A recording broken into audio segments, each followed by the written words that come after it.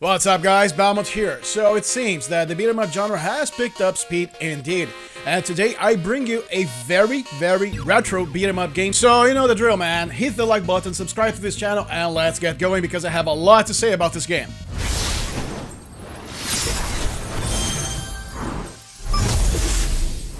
So I'm gonna start by laying out the good aspects that this game has. And trust me, there are a lot of them.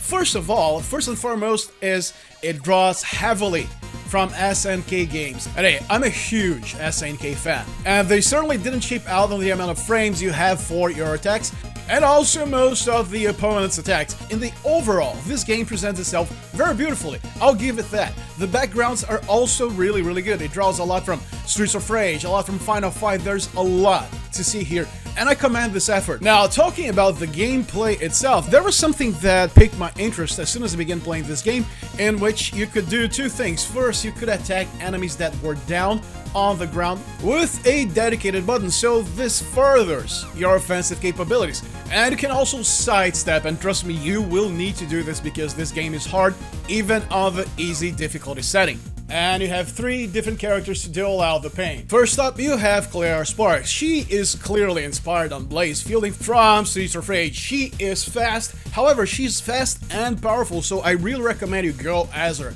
Next up, we have Duke Sancho, who's clearly based on Adam, our boy Adam, who we all love so much. He's the balanced brawler type of guy. And lastly, we have Miller T. Williams, who plays the role of the slow but powerful type of character.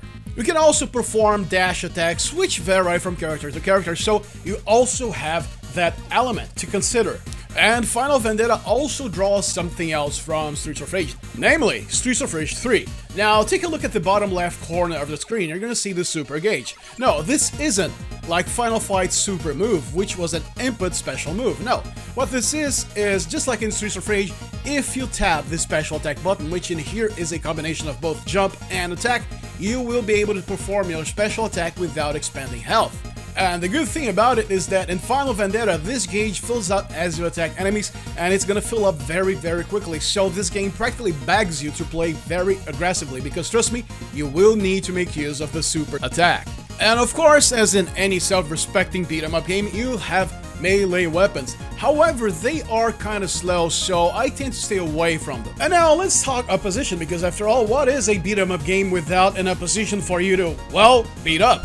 I'll tell you what, it'd be a walking sim where all you do is walk around the streets looking tough, and that would be stupid. Final Vendetta brings out every single beat-em-up trope you could possibly expect. You have the nimble female fighters, you have the Galcias, you have the guys with the knives, you have tougher enemies with ramming attacks, it's all there. Now, still on the opposition front, let's talk a little bit about the bosses. Don't worry, I'm not gonna show all of them, as a matter of fact, I'm only gonna show two of them. It's clear as day that the developers, yes, they did put a lot of effort into making each boss both look unique and fight in a very unique manner. They're all very different from one another. It's not just a matter of, hey, approach them and attack them. Always do the same thing. No, different strategies for different bosses are needed, and there's some really cool stuff. There's some really interesting stuff in here. As short as this game is, because trust me, it is really short, they made sure to put in as much content as they could in this budget title. And Final Vendetta also drew something, drew another feature from Streets of Rage, which is its soundtrack. It's absolutely inspired by the works of Yuzo Koshiro. Now, granted, they're not as catchy as Yuzo Koshiro's work, but they do their job really well. They get your blood pumping, so yeah, good going. And if you are inclined to test out your skills, then you have a survival mode and a boss rush mode, which are self-explanatory. And there's also a training mode to be unlocked after you beat the game on hard mode. All those things are unlocked upon beating the game on hard mode. But I must say, man, what's the purpose of unlocking a training mode after you've beaten the game? Of course, it's still of some use, but you're gonna need to practice before you get to it, before you actually get very good at it. And trust me, to beat this game, you're gonna need to be very capable at it. Because you see, you only have one credit. That's it. You lose, you have to start all over again. Now, this won't sit well with everyone. Okay, in Streets of Rage 4, you have the standard story mode, you have the stage select, and you have a dedicated arcade mode in which, yes, you only get one credit. And here, however, they decided to leave all of those aspects out and go for the sheer arcade experience. So, for what it brings us, if we think about its purpose, its goal, it achieves them. You know, this is a classic arcade beat-em-up game. It's very raw where it needs to be. It has some nice additions like the rechargeable super attack meter, certain things you don't see all that often when you beat 'em up, like sidestepping and guarding. So yeah, it's interesting. It's not outstanding, but yeah, it's worth a few rounds.